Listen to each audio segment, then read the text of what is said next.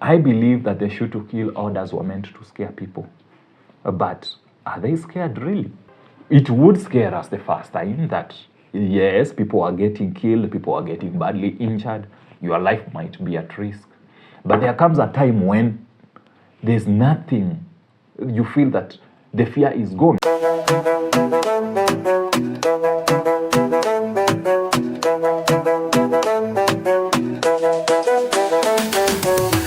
Good morning, good afternoon, good evening, good whatever time it is from wherever you're watching us from. Welcome yet again to Tony's Pod. Another beautiful Saturday morning in the streets of Nairobi. It's the 28th of June, the year of the Lord 2025. Another day that we thank God for life.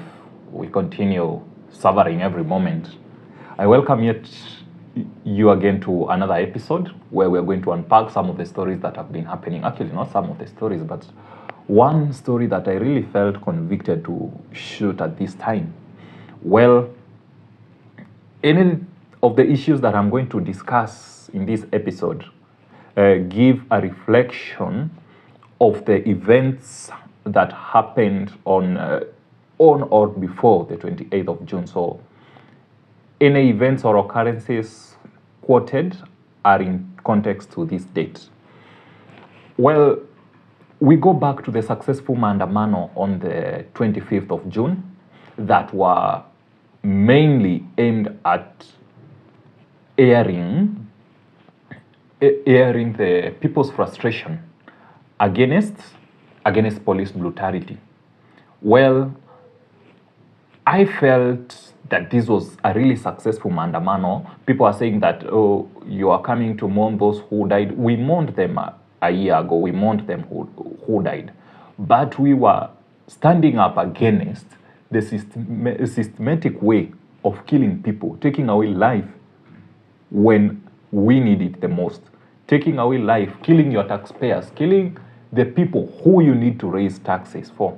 And that is the police brutality that we've been witnessing in Kenya. Well, I know some of you might have never witnessed or come hand to hand with the police brutality.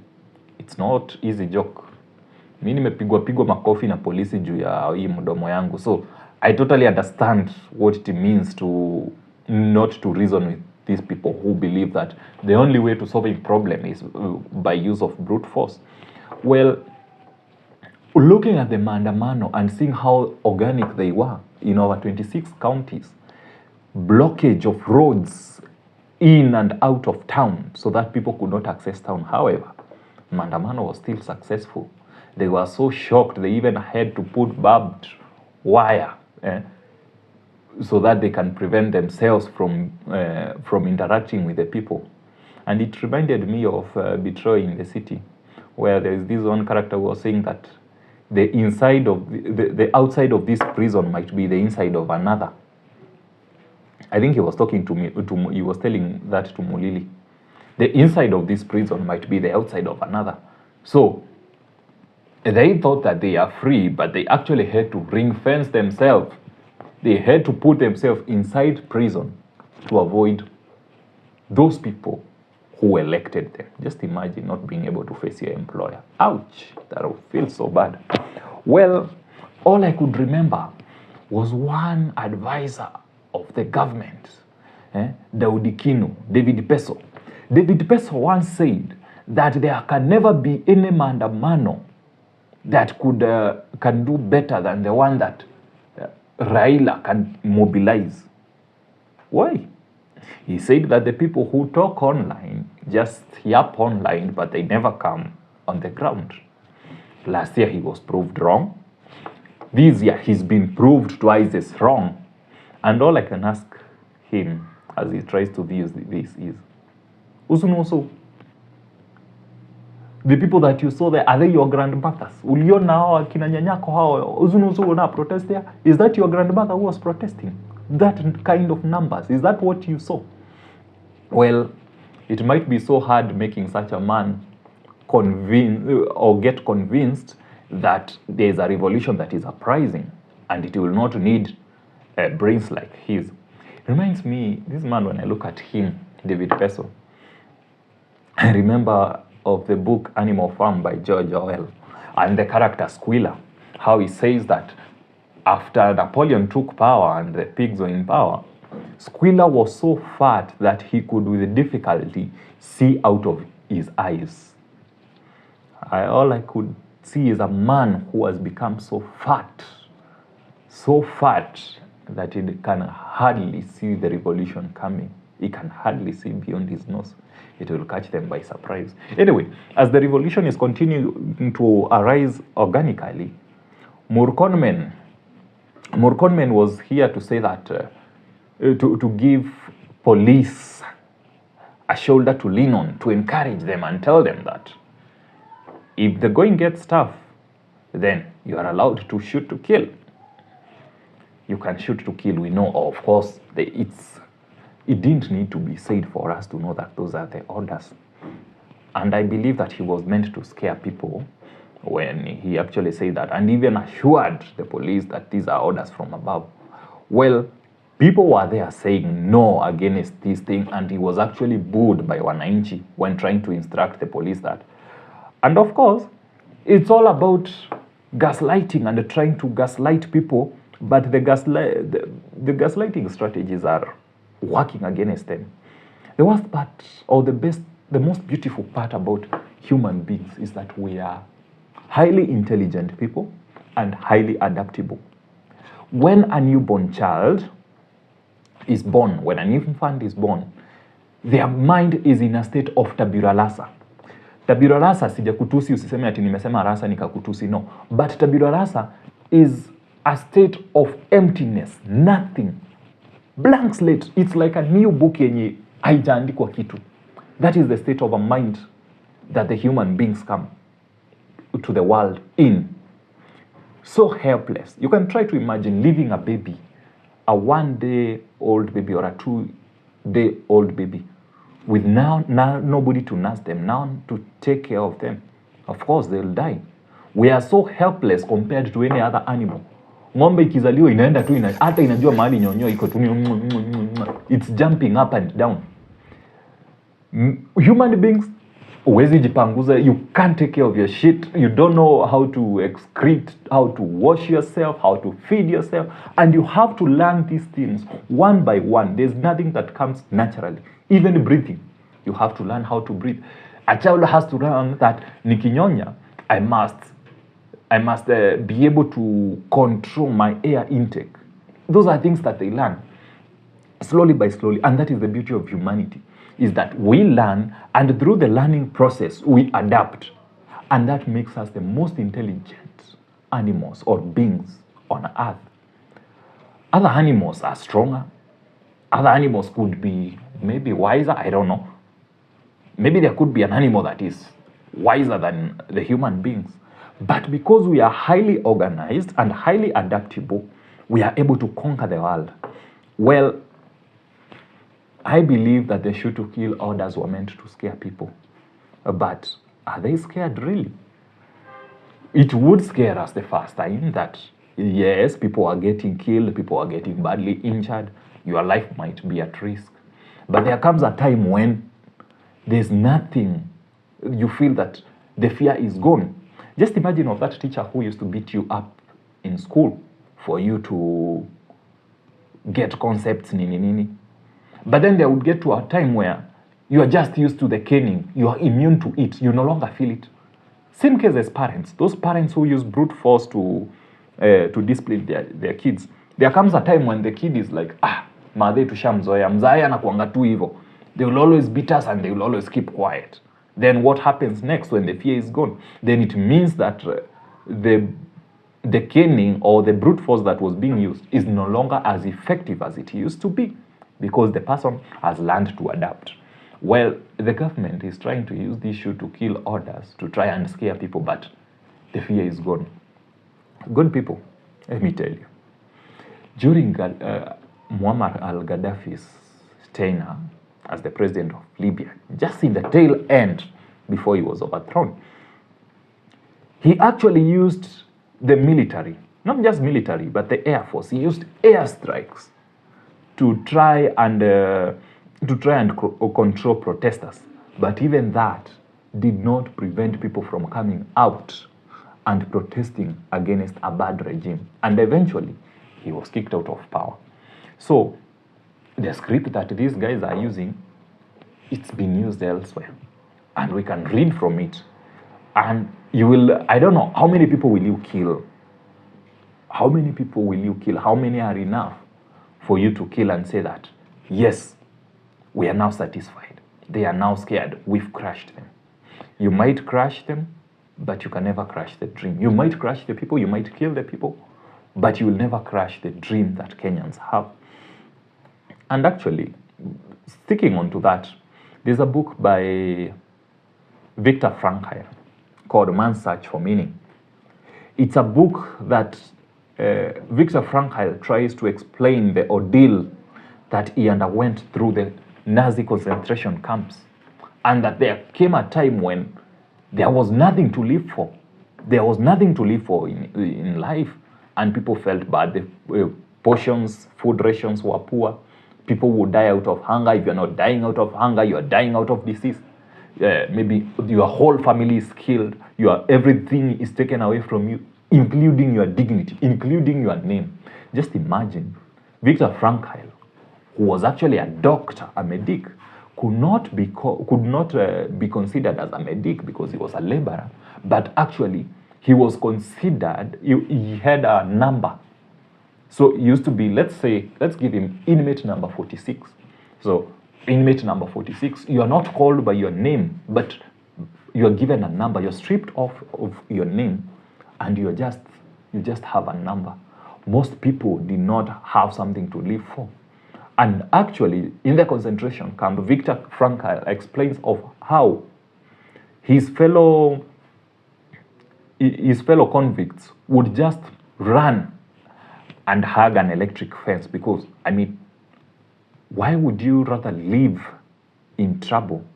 You can die anytime. You'd rather prefer dying. Well, it seemed like a joke when Kenyans were saying that they'll take lunch in State House and in the evening, watakula zayoni. That tells you that the fear is gone. Whether huyo mtu alitokea maandamano ama hakutokea. The moment that person says that, then that should ring an alarm. That should cause all kind of worries to the government. When someone, whether alitokea maandamano ama hakutokea, they dedicate their 1,000 shillings, 2,000 shillings, 5,000 shillings, 10 shillings, with money being scarce in such an economy, to send it to a funeral home to book a place for their stay in the morgue, then that tells you that most people have reached rock bottom. Well, we are not afraid to die of this country. You know why? Because we love it. Well, the chief gaslighter, aliwasha hivi. Yes, the chief gaslighter himself was out here, and one could tell from the body language that he really felt bad. Said he's hard about our 1 term, 2 terms. Let's listen in to what the gaslighter had to say. Please, there are very few fools in Kenya. Persuade us. If you persuade us, I can also go and concentrate on farming and help in food security. If you have a better plan, but don't ban the country for heaven's sake. We don't have another country. So the chief gaslighter said that he had heard about the protests, what our cry was, and that acha nirudie tena. The chief gaslighter says that he is already aware of the protest and what Kenyans are talking about, and is already aware that Ruto must go, at least. Dole, we are in agreement with that. But he says that in as much as Ruto must go, and that we are saying that we love our country, then he says that if indeed Kenyans, you do love your country, then don't ban your country. Wow. The gaslighter says that we should not burn our country. Well, the fire came out of the gaslighter. The fire came from the gaslighter. Where was the source of the fire? From the gaslighter. So, the gaslighter should tell that to Sakaja, Kamket, the police and the goons and etc. and etc. And stop downplaying this thing of one term. But we didn't come up with the thing of one term. Before we came up with the one term, there was a discussion about extending the term of presidency. Remember, just before he downplays and says that the constitution is very clear that there can only be a maximum of 2 terms in 5 years. Remember, Samson Cherargei in the Constitution of Kenya Amendment Bill number 46 of 2024. Bill number 46 of 2024. What does it say? That bill is supposed to amend Article 101. What does Article 101 of the Constitution say? I'll explain. 177 and 180. The amendment of these articles, 101 and 177, 180. 101 talks about the terms of a presidency. So 177, parliamentarians. 180, county representatives. So they are to change the term limit from 5 years to 7 years. Walikuwa wanatujaribu. But now, when we talk about one term and all these things about the evils that are happening in government, we are told that we want to burn our country down. Remember, the gaslighter being used by several proxies. Sakaja, Kamket, some police, some, not all, some police. Goon police. We can call them goon police. There's goon police and there's good police. We have to differentiate that. There are some good police and some goon police. So Sakaja, Kamket, goon police, goons themselves, etc. So these people should stop gaslighting us. We have no intention of burning down our country. We don't have the intention of burning down our country. And let me ask you, I heard Rigiji asking, if actually you had closed down the road so that the town could not be accessed, then how come that goons were able to access the supermarket and do the looting? Actually, they were supervised by the police. And to make matters worse, were there protests in and around OTC area? No. Protesters walikuwa tao. Looters walikuwa wapi? Walikuwa Quickmart.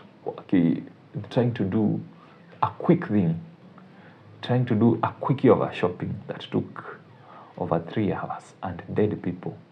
And actually, they went ahead to say that the goons who stole there actually left the IDs there. Here Kenya tuna vituko na sarakasi. Anyway, the chief gaslighter said that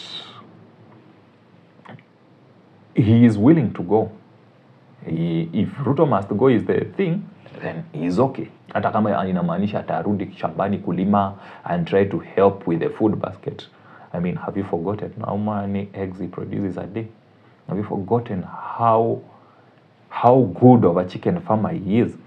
Well, he says that he's not ready to give power to people without a plan.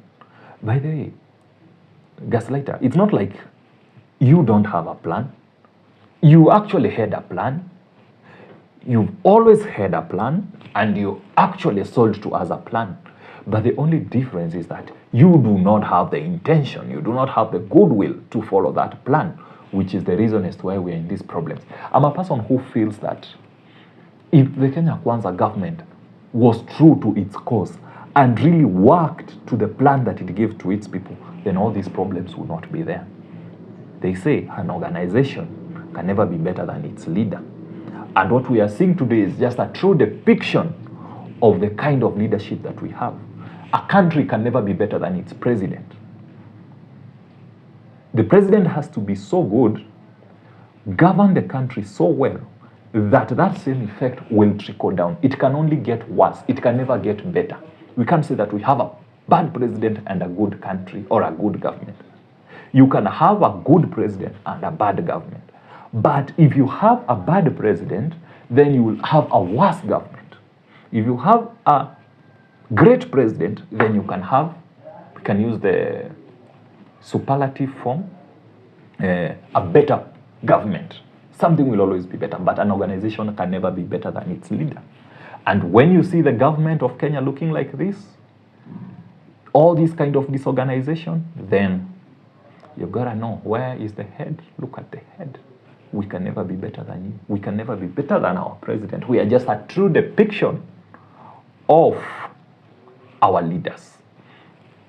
And if these people wanted to do the right thing, I actually feel they would. It's not like they don't know what is right. They do know.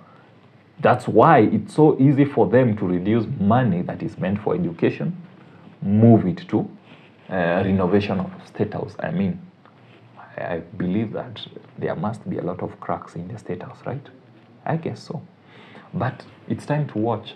And I'm really scared. I'm paranoid because just the other day I saw one tweet by Moses Kuria saying that he will be vindicated, that we won't have an election come 2027. Why? What are these people cooking? Is this the reason as to why they are saying that they are not going to cede power to people who do not have a plan? What will really happen? We just need to continue keeping on, standing for the cause, because if we don't fight for our country, the very rights, the very basic things that our forefathers fought for, then we are throwing them back to the dogs. Let's tuendelee kufinya, and soon, rather than later, this government will be gone. 2027 is here. Let's prepare. And we really hope nothing fishy will happen, because hasiranomita ya Kenya iko just 200 kilometers per hour. So if they are to try anything come 2027, oh my, you just don't want to imagine. I too would not want to imagine what can happen, because people are tired, and you don't want to see what a tired people can do. Ask yourself, if they really want to know what tired people can do, we'll always tell them to refer to the Arab Spring that happened so organically, from Libya to Morocco, from Morocco to Syria, from Syria to Egypt, from Egypt to Sudan. You don't want the same in Kenya. And our neighbors are watching. Kenya, Uganda, Tanzania, Rwanda. The Gen Z uprising might spill over to those other countries. So maybe Kenyans, there are people who are looking up to us and wondering, where do we get this kind of courage from? It's time to show them. Article 1 of the Constitution. Article 1 of our Constitution, 2010.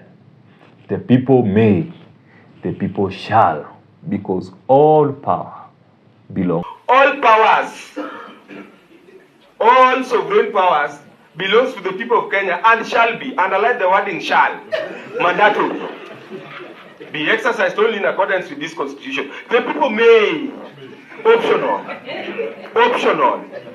may, optional. That is it, Your Honor. To the people. And when we lose our fear, they lose their power. It's time for them to come again for the power, for the mandate from us. Because if they're not doing the right thing, then they don't have our power. Don't have much to say. Yapped a lot. Wishing you well. Good weekend. If you really feel that you share the same thoughts or the same opinion that I do have, feel free to like, to subscribe for such more content. Also, remember to share this with a friend who you feel that this kind of message might be helpful to them. And until next time, remember to keep warm, stay informed, stay bold, and above all, keep questioning. Until next time, let's remember to always keep the conversation going.